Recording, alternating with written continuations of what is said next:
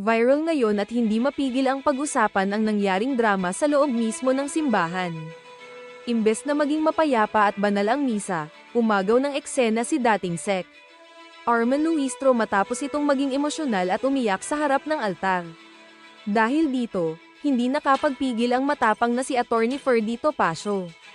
Tahasang hinamon ni Attorney Topacio si Luistro na huwag idaan sa iyak, awa, at drama sa simbahan ang mga isyu ng bayan, kundi harapin ang katotohanan tulad ng isang lalaki. At bago tayo matapos mga kasolid, gusto rin nating singitin ang isang pasabog na birthday greeting para sa nag-iisang Tatay Digong. Maligayang kaarawan, FPRRD. Tama ba ang ginawa ni Luistro o panalo si Topacio? Pindutin ang subscribe button para laging updated.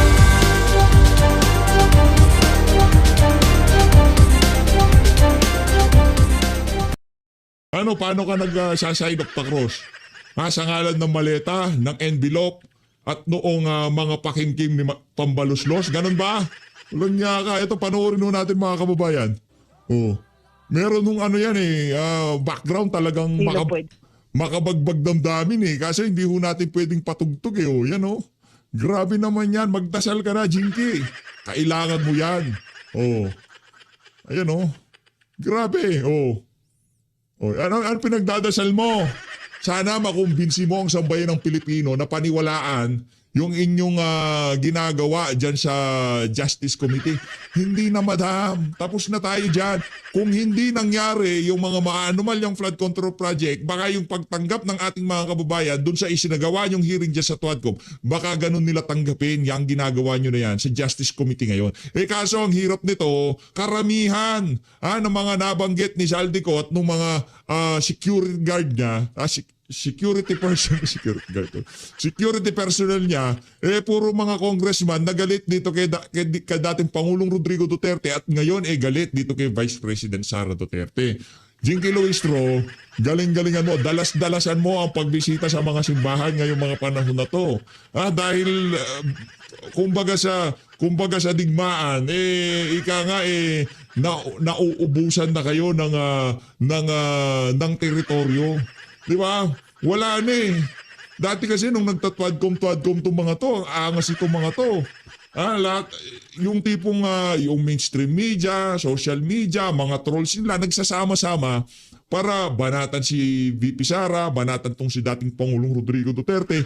Pero ngayon, yung angas niya dati, ngayon nasa simbahan na siya. Ano kanyang pinagnunubina? Sa ngalan ni Vice President Sara Duterte, kaawaan mo kami. Dalas-dalasan mo yan. Kailangan mo yan ngayong mga panahon na to. Pakinggan ho natin ang naging pandesal forum. Pandesal forum ng PDP Laban. Kasunod ng nangyaring circus dyan sa Committee on Justice sa House of Representatives na pinangungunahan nitong si Jinky Luistro Bacolao. Jing! Mga kababayan, Naku, sa ating members of the media and of course the social media, very simple lang ang sasabihin ko rito. They've always been saying that impeachment is a political, endeavor, political process. Kaya the height of politics is present in the House of Representatives sa Committee on Justice. I mean, wala na tayong pag-uusapan. Doon pa lang sa determination of form and substance. Pinakita na nila yung politika. 54 versus 1. Nako. Itong si Rufus Rodriguez, kunyari, dito, hindi niya alam kung saan siya kapapanig, sa kaliwa ba o sa kanan. Pero bumoto pa rin doon sa substance. Nako. So, may hugot. May hugot itong si Jing Paras doon sa ginawa nitong si Kong Rufus Rodriguez. Okay na yun. Kahit na bumoto siya doon sa sufficient inform and substance. Pero dito ang mahalaga, noong nagkalitaw-litaw na fishing expedition, lahat ng, kumbaga, sa bagay, di niya na mas mababalik yun Sa bagay, kahit bumoto pala siya ng against sa impeachment o against sa sufficiency sa form at substance ng impeachment, matutuloy kasi wala naman silang dalawa nitong si Congressman na, ang pangalan nun? Bong Suntay, wala rin naman yun. Dalawa lang sila. Maaano rin sila, masasapawan din sila na majority. Kaya kung ano man yun, naging boto nitong si Congressman Rufus Rodriguez, wala rin naman magiging karga. Kumbaga, sa plenaryo na lang tayo pag-uusapan yan. Tingnan natin kung makakakuha sila ng sapat na boto. Pero base sa ating nakikita na to, diyan sa ginagawa ng Justice Committee, sa tingin natin ito personal ko to, pero sinasabi ng ibang mga congressman, may boto na daw ho sila, sapat na ang boto para ma-send dito sa Senado. Base sa ating nakikita, wala pa silang sapat na boto. Kasi hindi na tayo maglalaro hindi na tayo mag-grandstanding di ba? Kung meron silang sapat na boto at ebidensya kay VP Sara, diretso na yan. Dalawang bagay, wala silang sapat na boto o wala silang sapat na ebidensya. Alin man doon sa dalawa na yon, makukompromiso ang kanilang impeachment kung sakaling hindi nila gawin ang pag-grandstanding na to. Wala silang sapat na boto ngayon, kailangan pa nila mangumbinsi o ipitin yung kanilang mga kasama na ipakita na overwhelming ang ebidensya ng mga nagsampa ng impeachment just sa hearing na yan, o wala pa silang sapat, walang sapat na boto, ganun din, wala silang sapat na ebidensya, mangangalap sila ng ebidensya, gagamitin nila ang Committee on Justice para pagdating sa Senado, planchadong na. Dalawang bagay po yan. Ang hirap nito mga kababayan, baka yung dalawang aspeto na yan, wala silang sapat na boto at wala silang sapat na ebidensya. Kaya kailangan pang mag-grandstanding nitong si Jinky Luistro diyan sa Committee on Justice na yan. Dinadrama nila ang taong bayan. Yan. Alam naman natin kung saan hahantong ito lahat. Saan? In fact, gustong-gusto nila talaga na magkaroon ng trial sa Senate. Pero ito lahat palabas. Alam ito. Palabas. Tulad nitong pangit na chairman. Kung makapangit ka naman, para si... Huwag ganon. Gusto niyang maging maganda sa mga media. Kaya panay press release niya sa mga mali-mali niyang sinasabi. Enhancing the political process to persuade the people in their favor. Kung gusto nila noon na 1/3 ay minamadali nila, bakit hindi na nila madaliin ngayon? Magboto na sila. Bakit pa nila gagamitin ang BP para sa kanilang sarsuela? Alam naman natin, sarsuela lahat ito. Wala silang ebidensya, yan. mangangalap pa. You know, when you file a case, if it's a criminal or a civil, you file a case in a criminal doon sa fiscal, pagdating doon sa complaint mo, nakalatag na lahat na ebidensya. Hindi ka na pwedeng tika-tika piskal, isubpina mo muna ito kasi wala kaming naka-attach ditong ebidensya sa sinasabi namin. Pwede ba yung ganon? Abogado din ho ata yan si Jing Paras. Abogado din. Subpina mo ba? The fiscal, which is akin.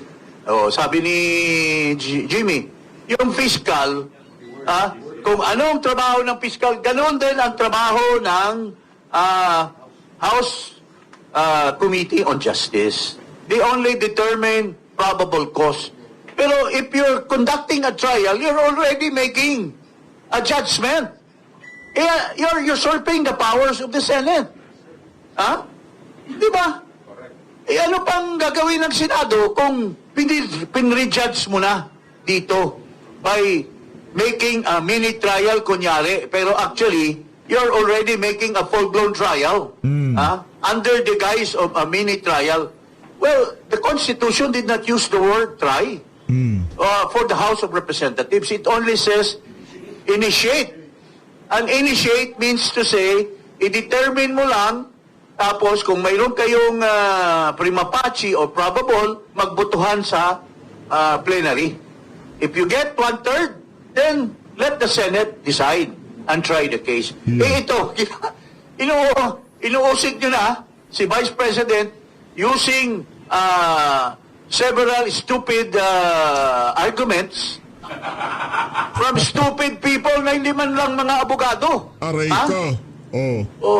Paano na ang taong bayan? Tapos, gumagas na sila, nagpupunta sa Bali, mag-birthday celebration, hindi natin alam yung mga under the table dyan. Oh. So, ito lahat po ay pamulitika. Kaya, baloney, yung House, talagang alam na natin ang, ang kanilang boto. Mayroon dyan iba, kunyari, isang partido, isang ganito, kunyari, pahaging-pahaging pa. Sabi nga nung isang businessman na kausap ko, nagpapalapad lang ng papel yan para baka hindi pa nabigyan. So, ganito po lahat yan.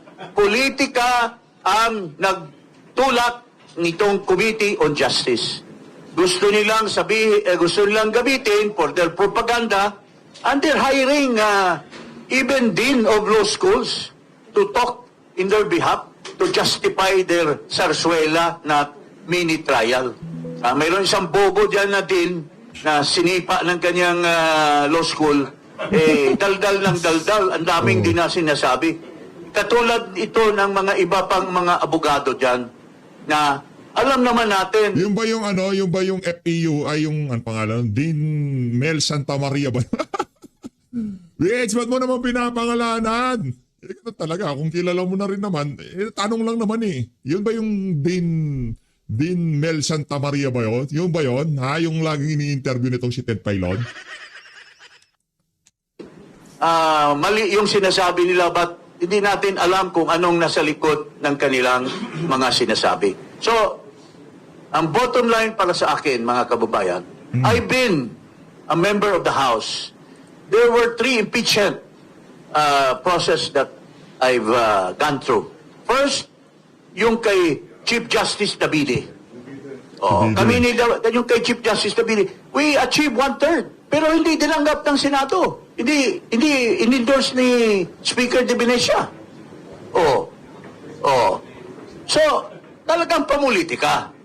Yung kay kay Bautista, pinatay na nila doon pa lang sa pinatay na nila doon pa sa committee. Wala daw form, walang substance, pero na-overall ng plenary. So, ito lahat, it's politics.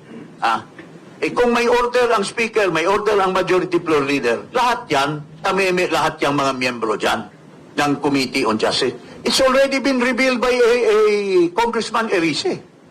It's been revealed by Toby Chanco na pamulitika lahat ito. Kaya, ito sa inyo, lahat dyan ng mga congressman. Ito sa lahat dyan ng mga congressman. Kalma! Madami kang kaibigan dyan. Congressman Jing Paras, marami kang kaibigan dyan. Kalmahan mo lang, ha? Kalmahan mo lang, kalmahan. Kayo dapat ang imbestigahan base doon sa 18 Marines kung ilan ang maleta na tinanggap nyo. Umamin na nga yung isang babae. Umamin na nakatanggap siya ng maleta. Pero hindi niya sinabi kung magkano natanggap ng tatay niya. Nako. Yan po. This is... Parang alam ko yung tinutukoy na video nitong si Alam ko ano yun AI generated yun. Huwag tayo masyado magpapadala dyan sa mga ganyang klaseng AI. Mahirap na. Purely political. Pero the people of this country is still hoping that the Senate will give justice to the impeachment process. Kaya takot na takot sila sa Senado because hindi nila alam kung anong decision. Pero for me, it's already, if it's forgone in the House na ma-impeach si Sara Duterte, it's forgone in the Senate na wala silang makukuhang boto to convict her. And that is my, crystal ball saying. Okay? Thank you. With due apologies to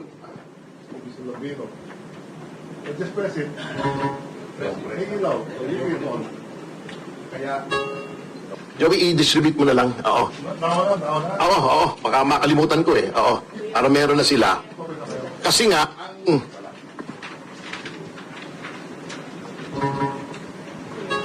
although I clarified na alam kong walang kinalaman ang mga Goson dyan, they are very godly, religious people and they will not allow it. Eh, yung mga subalterns po nila, yung mga nasa baba ang nagko-cover up.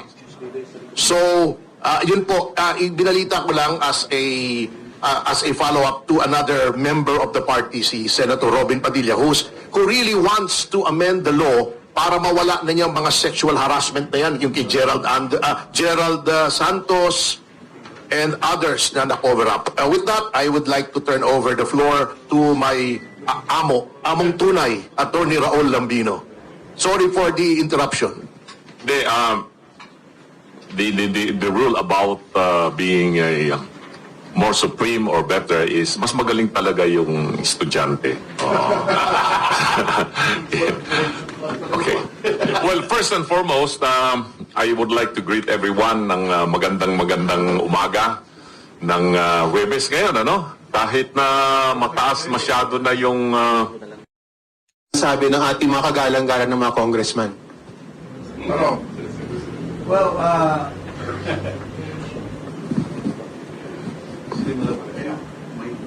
Hello? Okay, go ahead. Yeah, with due respect, no? Kasi I'm also a member of Congress, but during our time, respectable po kami. And honorable. Wala po kaming mga maleta nun. Ano lang. Envelope. Sobre lang. But no, to answer that, walang Ibig sabihin, tumanggap ka rin. Tojing. Envelope din naman ngayon eh. Paano natin kung susupuin ang sistema kung umaamin kayo mismo na tumanggap din? Hindi ko alam kung joke yun ha. O kunyari joke na lang. Ganon. Anak ng Petrang Garapata. Yan tayo magkakaproblema. Walang ano dito, walang sa PH update, walang sacred cow. Tayo naniniwala si dating Pangulong Rodrigo Duterte, hindi tinolerate ang mga ganyang klaseng kalokohan. Ngayon kung kahit na kabaro nating taga-suporta, lumalabas sa bunganga nilang ganyan, medyo dispalinghado ng konti, di ba? Hindi natin madadaan sa tawa kasi yung mga ganyang klaseng gawain, yan ang nagpapahirap sa sambayan ng Pilipino. Kaarawan pa naman ni Tatay Digo. Pinapanood pa naman natin to na meron tayong, ang tawag dito, meron tayong, di ba? Meron tayong cake dito tapos babanatan mo kami ng ganyan, Congressman Jing. Naku, yari tayo dyan. basihan yon. Kasi unang-una, wala namang eleksyon. So paano niya ma-test yung support ng kanyang taong bayan? Pero if you base it on the survey ng Pulse Asia, even in Luzon, napagataas ang trust rating ni Vice President. So it's her word against a very official and legitimate survey. So, pangalawa po, sinasabi natin na itong sinasabi ng mga congressmen is purely political. Why? Yan. I can vouch for it in the sense that nag-file po kami ng impeachment. Nag-file ang bayan muna, nag-file yung sinasabi naming hash-hash na impeachment. Pero yung rules na pinairal nila against Marcos is entirely different than the rules that they're imposing on the impeachment of VP Sara. Doon pa lang, politika na ang umiiral. Doon, nag-trial na o nag-hearing na sila at inaano na nila doon pa lang sa determination of substance as far as the Marcos impeachment in concern. Pero dito kay VP Sara, talagang pinalusot na nila yung substance. Because at the end of the day, they want to maximize the propaganda value of the Vice President. Why? For one reason. She will become the next president. And ito lahat ay takot na takot dahil sa daming mga maleta na tinanggap nila. They are thinking that there will be a serious investigation come the presidency of the Vice President. Yun po ang tinatakot. Kaya dito pa lang, papatayin nila. Pero ako, confident ako na hindi basta-basta, itong nasa Committee on Justice mukhang ayos na yan eh. Ayos na yan. And there are people there na talagang they cannot accept the Duterte. So, unang-una, ito si Ridon. Bakit siya is in the forefront of all this? for vengeance. Kasi Vengeance. pahiyang-pahiya yung kumag na yan dahil sa sinipa siya ni Duterte for being a stupid and, irresponsible head of an office. Can you imagine he was traveling every month, on the basis daw na mayroon siyang doon?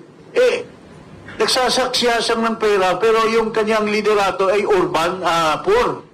So, ginagastos niya yung pera para sa urban poor. Kaya, outright, sinipa siya ni President Duterte. So, hindi niya matanggap yon kaya gusto niyang bumawi to the extent na magpapasupina siya ng mga records ng mga bangko at saka mga lawyers firm. Sinita na nga siya ni Congressman Rodriguez na mali-mali yun. There is a client lawyer's privilege. So, hindi ko alam kung nakakahiya naman sa UP College of Law, nanggaling pa ito doon. Now, with due respect, kaibigan ko ito, pero nag-iiba ang ihip ng hangin. Ito si Redon, it's all vengeance. Si Dilima, vengeance din yan. Vengeance. Kasi biniblame niya si Ferdito Pasio nung sa BACC at si Bit Aguirre na nag-file sa kanya ng kaso. Which was, kung hindi lang nagbago ang administration, baka nasa kulungan pa yung magandang Laila Junel de Dayan na babae. So, ito po lahat in answer as a parting word. Ito po ay pamulitika lahat. Now, if it's politics, wala, in violation of the Constitution because in the ruling of the Supreme Court, there must be, the Supreme Court admitted that it is political, but it is also legal. But this Committee on Justice is all purely political lang lahat. Walang legal, kaya they violate the Constitution. And I suppose I will not be, I would not presume na hindi gumagalaw ang mga abogado ni Vice President to question all this in the court. Itong lahat ng mga violation. And in fact, I believe that if there is an immediate action, they can get an injunction or restraining order in all this violation of the House of Representatives. Thank you. Okay, Yun po. next. Dagdag ko lang, Manong Rod, excuse me, sorry to interrupt. Dagdag ko lang, that is another example of the hypocrisy of these people. Si Laila de Lima, noong inimbestigahan yan sa bilibid drug trade, hindi rin siya pumunta eh. She exercised her prerogative not to be present during the hearings. Bago sasabihin ngayon ni de Lima na it should be taken against the Vice President. Kanyang ka-ipokrito itong mga taong ito. Yeah. Doon sa hearing, doon lumabas yung, Committee on Justice din yun eh. Di ba? Ewan ko kung may ibang committee roon na parang on dangerous drugs yata, I don't know. Pero doon lahat lumabas yung alegasyon. Hindi siya pumunta. She did not rebut yung sinasabi na nagsusubuan sila ng saba Nako! ni Dayan. Ba't hindi siya pumunta roon? Sinabi niya, hindi saba, latundan. Ibig sabihin, just to underscore the fact na hindi niya ginagamit yung sinasabi niya sa sarili niya. Hindi siya pumunta roon. And the committee respected that na hindi siya pumunta. Wala naman sinabi laban sa kanya. Hindi rin pumunta yung mga abogado niya. Bakit ngayon sinasabi niya pag hindi ka pumunta? Against the Constitution, hindi ba? Ang hearings in aid of legislation na nasa Constitution din? Ba't hindi niya sinabi sa sarili niya yon? So, that is how hypocritical, how jealous-faced these people are. Doble cara talaga. Grabe. Attorney, first, papapikit tuloy si Attorney Bondok sa mga sinasabi mo. But anyway, Congressman Paras, from your end po, do you intend to file this before the Supreme Court? Kasi kinanong namin kahapon ng defense team, too early to say, but that remains to be an option. But from your end po, I think as a lawyer, and I would presume that the hired lawyers of the Vice President, they are actually monitoring all these things. And in my short conversation here with Attorney Bondo, we are in the same mindset that there must be an immediate action. There must be a monitoring because what they are now doing, the Committee on Justice, araw-araw they violate the Constitution. And they should be restrained from further violating and trampling the Constitution. Kasi mali. Walang mini trial na nakalagay sa ating saligang batas. That's why, sir, sa end or sa part niyo po, sir, are we expecting any action? Yeah. Ma-profile kayo sa... I would like to clearly state this for the record. We have not been tasked by anyone to challenge this before the Supreme Court or before any pertinent body. However, as an academic exercise, ako na po ang umaamin sa inyo, as an academic exercise and in the interest of our nation, no? Ako po mismo ay naghanda na ng bullet point argument ready. No, is very it is kung sila may mini trial, kami may mini draft. No? Meron kaming mini draft. Why? No, but do you know why? Because lahat naman po tayo gusto natin maging handa. But the reason why I wrote it kaagad, we wrote it, no? Kami ni Attorney Bobet, is because it was too easy to write. It was too easy because the violations are too blatant. Kaya po nangyayari to as a last statement, no? Kasi po, bagamat hindi sufficient in substance and in form sa aming palagay yung mga sinabmit. Ang problema po, yung mga nasa upo po, ang mga sufficient in substance abuse. No? Sila yung sufficient in substance abuse. Kaya ako po, sana mag-ingat sila kasi baka mahirap yung substance abuse kasi baka mag-sufficient in formalin sila pagdating ng ending, no? So you'll be filing it, Attorney So you'll be filing it, Attorney Bondok, anytime soon? Your Let me clarify. We have not been tasked by anyone. Ginawa po namin to in the interest of justice. Taus-puso po yan. Kasi po, based on their public pronouncements pa lang, it is so easy already to rebut all of their allegations. Well, let me answer that from the legal standpoint, no? Mind, sinabi na niya, pero I'll just add, no? Yung lahat na sinabi niyo po, with your question, ni-raise na po namin yan lahat na issue. That's why we filed an impeachment complaint. Pero, dirty trick kami ng House. Unang-una, they made it sure na yung magtatanggap ay absent, nagbakasyon daw sa Taiwan. Yung kasunod niya, yung deputy, was also told not to accept it. In fact, did we file a case already to this guy? Itong si attorney, we're contemplating on filing a case against yung deputy, si Salonga. Kasi, hindi siya nagtanggap nung impeachment complaint namin. Had it been na tinanggap nila yon, napakalawak po yung akusasyon namin dito sa, ano ba tawag nila dito kay Marcos? Bangag na Pangulo? Yeah. So, mayroon po talaga na complaint kami citing all ng mga lahat na kabulastugan ni Marcos Jr. po. Pero ang inintindi nila yung kay BP Sara. Pero doon sa complaint against Marcos na pinailang bayan muna na mayroon naman ding laman, wala daw substance. So, yun po ang imbalance. Yun po ang tinatawag nating pamulitika lamang. To protect Marcos, who is being accused of so many crimes by Saldico, by the 18 Marines, versus an allegation na pinagwala ng base ng COA against the Vice President na napaka-pranggot lang 125 million versus billions of billions